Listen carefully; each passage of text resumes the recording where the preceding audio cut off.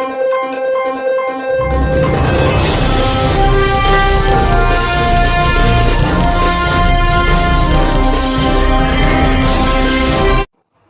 दोस्तों, स्वागत है आप सभी का हमारे एमपी फास्ट की खास पेशकश आध्यात्मिक ज्ञान चर्चा में। तो आज हम फिर से आप सभी के बीच दो संतों की बड़ी बहस लेकर आए हैं।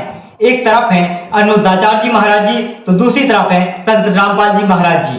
आज हम दोनों संतों के विचारों के माध्यम से इस वीडियो में जानेंगे कि भगवान चारों युगों में आता है, किस युग में किस नाम से आता है। सतयुग, त्रेता, द्वापर, कलयुग, आखिरकार इन चारों युगों में किस नाम से भगवान आते हैं।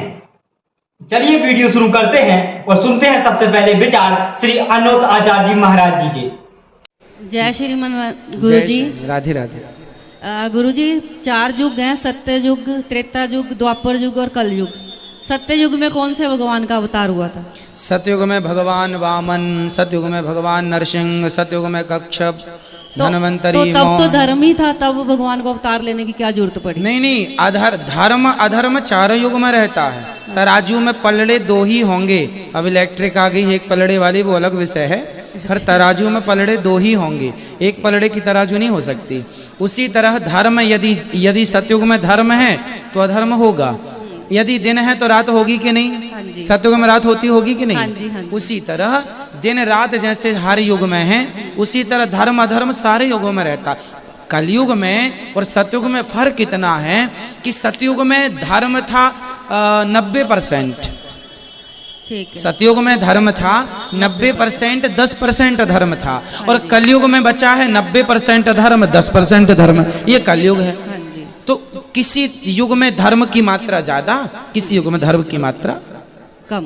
तो गुरुजी, राजा बलि की बहन थी जो पूतना बनी। हाँ, रत्नमाला। तो राजा बलि तो प्रहलाद के वंशज थे, तो पूतना तो राक्षसी थी। हाँ, तो आप कहते हो कि मतलब जो पाप करते हैं, बहुत अधर्म करते हैं, वो उनको राक्षसी चुनी।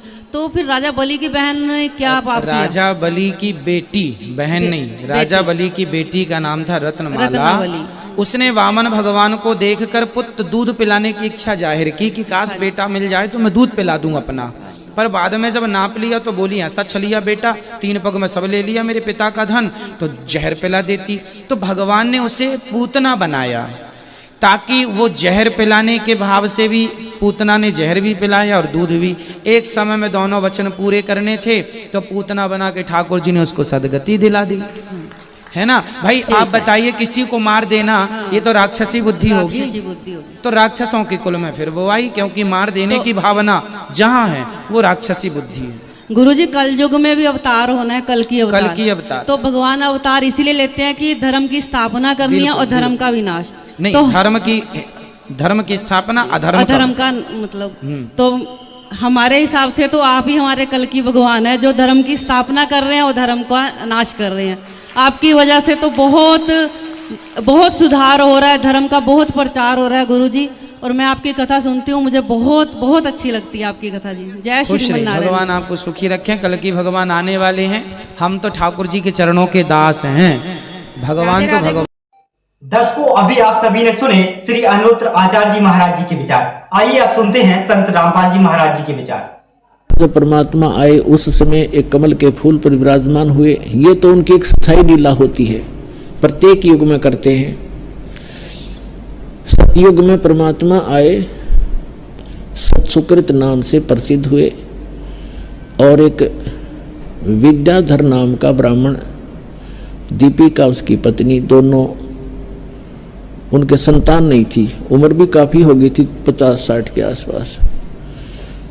और उनको परमात्मा कमल के फूल के ऊपर एक सरोवर पर मिले थे, बालक रूप धारण करके, जैसा वो लीला करते ही करते हैं, शिशु रूप धारण करके आते। तो वो घर पर ले गए उठा करके। कई दिन तक उन्होंने अन्नपान कुछ नहीं किया, जलपान नहीं किया, चिंतित हुए। फिर परमात्मा ने स्वयं उनको कहा कि कुंवारी गायें लाओ मेरे लिए। अब कुंवारी गायें लाई गई, बछिया, उसने दूध देना शुरू किया। उससे परमात्मा ने दूध पान प्रारंभ किया, क्योंकि कुंवारी गाय एक पवित्र गाय मानी जाता है, पवित्र पशु, और उससे परमात्मा सतलोक से दूध भेजते हैं अपना आत्मा। अभी तो विज्ञान ने इतना ही जो प्रोग्रेस की है कि एक स्थान से दूसरे स्थान पर सारी फिल्म की फिल्म भेज देते हैं, और परमात्मा मटेरियल भी भेज देता है ऐसे ही, वो साइंस वाले कभी नहीं कर पाएंगे। तो कहने का भाव ये है कि उस परमात्मा ने सतलोक से दूध मंगाया कंवारी गाय के अंदर, और वो पिया करते थे। कहने का भाव ये है कि वो लीला ऐसी करते ही करते हैं प्रत्येक युग में, और वेद इसकी गवाही देते हैं कि वो परमात्मा होता है जो शिशु रूप धारण करके आता है, और शिशु रूपधारी परमात्मा की परवरिश की लीला कुंवारी गायों के द्वारा होती है। त्रेता के अंदर परमात्मा एक मुनिंद्र नाम के ऋषि नाम से प्रसिद्ध हुए। ऐसे ही वही आत्मा जो विद्याधर ब्राह्मण था, वही त्रेता के अंदर वेद विज नाम का ब्राह्मण हुआ, ऋषि हुआ। उस समय भी वो निसंतान थे, और जो उनकी पत्नी दीपिका थी वही आगे चल के सूर्या नाम की उसकी पत्नी रूप में जन्मा, सूर्य नाम हुआ उसका। तो उस समय उनको परमात्मा फिर मिले। उनको संतान नहीं दी क्योंकि उनके संस्कार में नहीं थी, जानबूझ कर नहीं दी भगवान ने कि इनको निकालना है। द्वापर युग में परमेश्वर आए और करुणा में नाम से प्रसिद्ध हुए।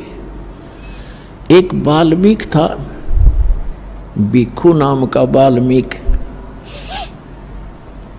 और उसकी पत्नी थी गोदावरी, और वो निसंतान थे। उनको परमात्मा ऐसे ही कमल के फूल पर मिले थे, शिशु रूप धार करके। उनके घर पे परवरिश होने से वो बाल्मीक कहलाए। अब ये जाति तो हमने हमने बना रखी, भगवान के लिए सब जीव बराबर हैं, एक जैसे। वो तो दृढ़ भक्त अच्छी आत्मा से किसी मजहब जाति धर्म में हो वहीं पहुंच जाते अपने बच्चों के लिए, क्योंकि सारे उसके बच्चे हैं। एक ब्राह्मण था गंगेश्वर, और उसका पुत्र था गणेश, और एक सुदर्शन भक्त था वाल्मीकि जाति में।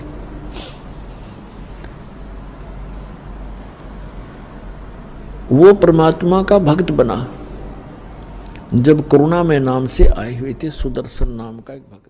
अपनी लीला अनुसार परमात्मा सन 1398 संवत 1455 ज्येष्ठ सुदी पूर्णमासी, जो आज ये शुभ दिन हम मना रहे हैं, इस दिन वो परमात्मा यहाँ सतलोक से चलकर आए थे, एक शिशु रूप धारण करके भारत की पवित्र धरती, पवित्र शहर काशी के अंदर एक लहर तारा तालाब शहर से लगभग 4 किलोमीटर की दूरी पर था, आज भी विद्यमान है वो।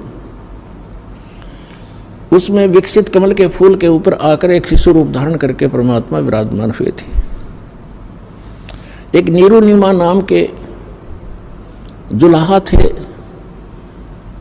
उनके इसी जन्म की थोड़ी सी हिस्ट्री सुनाते हैं। वो पहले ब्राह्मण थे, गौरी शंकर सरस्वती उनका नाम था। वो दोनों भगवान शिव के परम भक्त थे, बहुत निस्वार्थ भाव से कथा किया करते थे, किसी भी जनता को भ्रमित नहीं करते थे। जो भी दीक्षिणा उनको प्राप्त होती थी उससे अपना निर्वाह करते थे। दीक्षा से प्राप्त शेष बचे धन को भंडारा कर दिया करते थे, संग्रह संचन नहीं करते थे। इस बात से मुसलमान बहुत अक्षुब्ध हुए। उनको ये भी मालूम था कि अन्य ब्राह्मण जो हैं गुरु, वो गौरी शंकर से ज़्यादा ईर्ष्या रखते हैं, क्योंकि उनका बोलबाला उनसे अधिक हो गया था, क्योंकि वो निस्वार्थ कथाएं किया करते थे। अन्य केवल गुमराह किया करते थे, जंतर मंतर करके दुनिया को भटका भरमा के अपनी रोजी रोटी किया करते थे। मुसलमानों को इस बात की चिंता हुई कि ये गौरी शंकर हिंदू धर्म का प्रचार घना कर रहा है और इसको मुसलमान बनाया जाए। उनको ये भी मालूम था कि अन्य धर्मगुरु जो ब्राह्मण हैं वो इससे ईर्ष्या रखते हैं, इसका साथ नहीं देंगे, जिस कारण से उनको उसी जन्म में बाई फोर्स मुसलमान बना दिया था। पहले निर्वाह चलता था दीक्षा से, लेकिन फिर वो दीक्षा बंद होगी, वो मुसलमान बना दिए गए। उनका नाम रख दिया नीरू और नीमा। नूर अली नाम रख दिया गौरी शंकर का, और सरस्वती का नाम रख दिया नियामत। उसको अब भ्रंश करके जैसे कहने लग जाते हैं, नीरू और नीमा कहने लगे। बोल सतगुरुदेव की।